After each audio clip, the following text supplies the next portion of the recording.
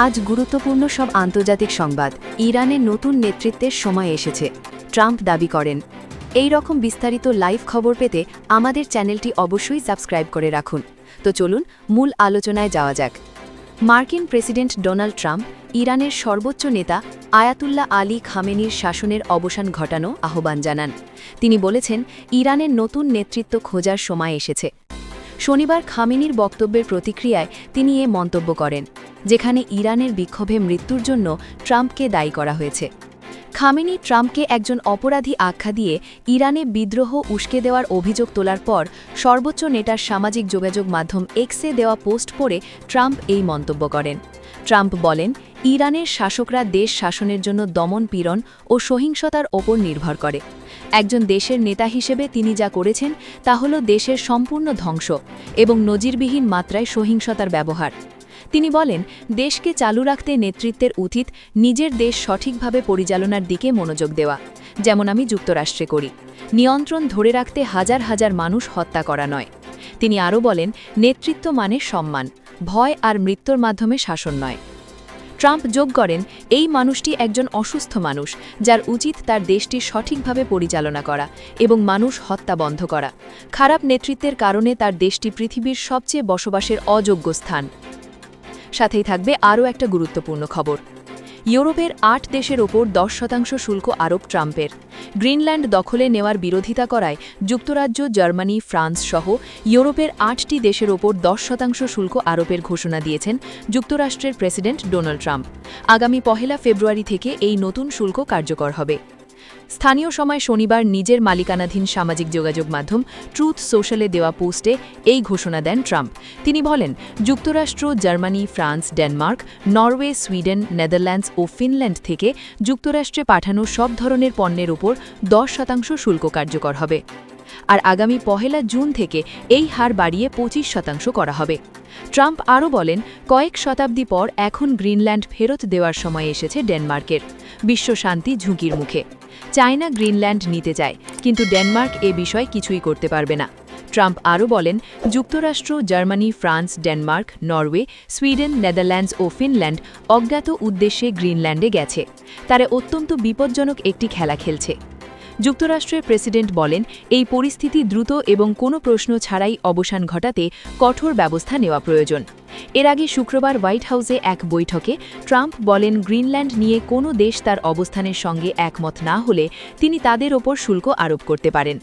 যুক্তরাষ্ট্রের সুরক্ষার জন্য গ্রিনল্যান্ড খুব জরুরি। গ্রিনল্যান্ডের জনসংখ্যা কম হলেও দ্বীপটি প্রাকৃতিক সম্পদে সমৃদ্ধ। উত্তর আমেরিকা ও আর্কটিক অঞ্চলের মধ্যে এর অবস্থান হওয়ায় ক্ষেপণাস্ত্র হামলার ক্ষেত্রে প্রাথমিক সতর্কীকরণ ব্যবস্থা স্থাপনের জন্য ওই অঞ্চলের জাহাজ চলাচলের উপর নজরদারি রাখতে এটি অত্যন্ত গুরুত্বপূর্ণ। আর সর্বশেষ আলোচনায় থাকবে, গাজার জন্য বোর্ড অফ পিস গঠন করলেন ট্রাম্প। গাজার জন্য গঠিত বোর্ড অফ পিসের প্রতিষ্ঠাতা সদস্য হিসেবে যুক্তরাজ্যের প্রাক্তন প্রধানমন্ত্রী টনি ব্লেয়ার এবং যুক্তরাষ্ট্রের পররাষ্ট্রমন্ত্রী মার্কো রুবিওর নাম ঘোষণা করেছে ট্রাম্প প্রশাসন। শুক্রবার হোয়াইট হাউসের এক বিবৃতিতে জানানো হয়, ডোনাল্ড ট্রাম্পের মধ্যপ্রাচ্য বিষয়ক বিশেষ দূত স্টিভ উইটকফ এবং প্রেসিডেন্টের জামাতা জ্যারেড কুশনার এই বোর্ডে প্রতিষ্ঠাতা নির্বাহী সদস্য হিসেবে থাকবেন।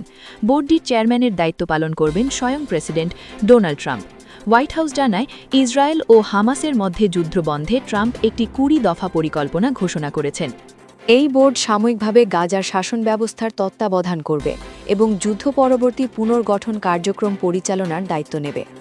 বোর্ডের নির্বাহী সদস্যদের মধ্যে আরও থাকছেন বেসরকারি আর্থিক প্রতিষ্ঠান KKR-এর প্রধান নির্বাহী মার্ক রোয়ান, বিশ্বব্যাংকের প্রেসিডেন্ট অজয় বাঙ্গা এবং যুক্তরাষ্ট্রের জাতীয় নিরাপত্তা উপদেষ্টা রবার্ট গ্যাব্রিয়েল। হোয়াইট হাউসের বিবৃতিতে বলা হয়েছে, বোর্ডের প্রতিটি সদস্যের ওপর গাজাকে স্থিতিশীল করা এবং দীর্ঘমেয়াদে সফলভাবে পরিচালনার গুরুত্বপূর্ণ দায়িত্ব থাকবে। এর আগে বৃহস্পতিবার ট্রাম্প নিজেই বোর্ড গঠনের ঘোষণা দেন এবং একে যে কোনো সময় এবং যে কোনো স্থানের জন্য সবচেয়ে মর্যাদাপূর্ণ বোর্ড বলে উল্লেখ করেন। হোয়াইট হাউস জানিয়েছে, বোর্ডের বাকি সদস্যদের নাম আগামী কয়েক সপ্তাহের মধ্যে প্রকাশ করা হবে। স্যার টনি ব্লেয়ার 1997 থেকে 2007 সাল পর্যন্ত যুক্তরাজ্যের প্রধানমন্ত্রী ছিলেন। তার নেতৃত্বেই 2003 সালে যুক্তরাজ্য ইরাক যুদ্ধে অংশ নেয়। পরে তিনি যুক্তরাষ্ট্র, ইউরোপীয় ইউনিয়ন, রাশিয়া এবং জাতিসংঘের পক্ষে মধ্যপ্রাচ্য বিষয়ক বিশেষ দূত হিসেবেও দায়িত্ব পালন করেন। বোর্ড অফ পিস ঘোষণার আগেই গাজা পরিচালনার জন্য 15 সদস্যের একটি ফিলিস্তিনি টেকনোক্র্যাট কমিটি গঠন করা হয়েছে। এই কমিটির নাম national committee for the administration of Gaza, NCAG. যুদ্ধ পরবর্তী সময়ে গাজার দৈনন্দিন প্রশাসনিক কাজ পরিচালনা করবে এই কমিটি। এর নেতৃত্বে থাকবেন পশ্চিম তীর ভিত্তিক ফিলিস্তিনি কর্তৃপক্ষের সাবেক উপমন্ত্রী আলী সাদ। হোয়াইট হাউস জানায়, বুলগেরিয়ার সাবেক রাজনীতিবিদ এবং জাতিসংঘের সাবেক মধ্যপ্রাচ্য দূত নিকোলে ম্লাদেনোভ বোর্ডের প্রতিনিধি হিসেবে গাজায় এনসিএজির সঙ্গে সমন্বয় করে কাজ করবেন। ট্রাম্প প্রশাসনের পরিকল্পনা অনুযায়ী গাজায় ইন্টারন্যাশনাল স্টেবিলাইজেশন ফোর্স মোতায়েন করা হবে। এই বাহিনী ফিলিস্তিনি পুলিশ বাহিনীকে প্রশিক্ষণ এবং সহায়তা দেবে। নিরাপত্তা প্রতিষ্ঠা, শান্তি বজায় রাখা এবং সন্ত্রাসমুক্ত পরিবেশ তৈরির লক্ষ্যে বাহিনীটির নেতৃত্ব দেবেন যুক্তরাষ্ট্রের মেজর জেনারেল জ্যাসপার জেফার্স। এছাড়া গাজা পরিচালনায় সহায়তার জন্য একটি আলাদা গাজা নির্বাহী বোর্ড গঠনের কথাও জানিয়েছে হোয়াইট হাউস।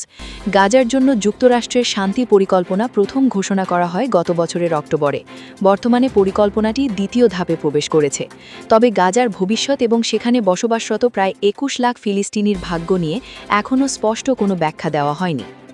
প্রথম ধাপে হামাস ও ইসরায়েল যুদ্ধবিরতি বন্দি বিনিময়, ইসরায়েলি সেনাদের আংশিক প্রত্যাহার এবং গাজায় ত্রাণ সহায়তা বাড়াতে সম্মত হয়েছিল।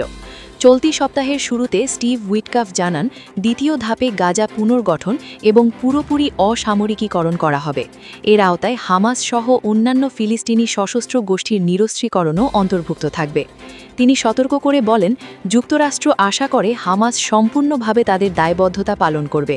এর মধ্যে সব নিহত ইসরায়েলি জিম্মির মরদেহ রোগ ফেরত দেওয়াও রয়েছে। এতে ব্যর্থ হলে ভয়াবহ পরিণতি হতে পারে। এদিকে যুদ্ধবিরতি এখনও অত্যন্ত ভঙ্গুর অবস্থায় রয়েছে। দুই পক্ষই একে অপরের বিরুদ্ধে যুদ্ধবিরতি লঙ্ঘনের অভিযোগ করছে। গাজার হামাস নিয়ন্ত্রিত স্বাস্থ্য মন্ত্রণালয়ের তথ্য মতে, যুদ্ধবিরতি কার্যকর হওয়ার পরও আরও 450 জন ফিলিস্তিনি নিহত হয়েছেন। অন্যদিকে ইসরায়েল জানিয়েছে, এই সময়ে তাদের 3 জন সেনা নিহত হয়েছে। জাতিসংঘ বলছে, গাজায় মানবিক পরিস্থিতি এখনও চরমভাবে বিপর্যস্ত। জরুরি সহায়তা নির্বিঘ্নে প্রবেশ নিশ্চিত করার ওপর তারা বিশেষ গুরুত্ব দিয়েছে।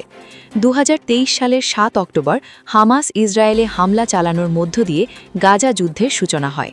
ওই হামলায় শতাধিক ইসরায়েলি নিহত হয় এবং 251 জনকে জিম্মি করা হয়। এর জবাবে গাজায় ইসরায়েলের সামরিক অভিযানে এখন পর্যন্ত ৭১,২৬০ জন ফিলিস্তিনি নিহত হয়েছেন বলে গাজার স্বাস্থ্য মন্ত্রণালয় জানিয়েছে। সতর্কবার্তা: এই ভিডিওতে প্রচারিত তথ্য বিভিন্ন আন্তর্জাতিক সংবাদ মাধ্যম ও প্রকাশ্য সূত্রের ওপর ভিত্তি করে উপস্থাপন করা হয়েছে। এখানে ব্যবহৃত মতামত কোনো ব্যক্তি, গোষ্ঠী বা দেশের প্রতি বিদ্বেষ ছড়ানোর উদ্দেশ্যে নয়। দর্শকদের অনুরোধ করা হচ্ছে, তথ্যগুলো নিজ নিজ বিবেচনা ও যাচাইয়ের মাধ্যমে গ্রহণ করবেন। ভিডিওটি শুধুমাত্র তথ্য ও শিক্ষামূলক উদ্দেশ্যে তৈরি।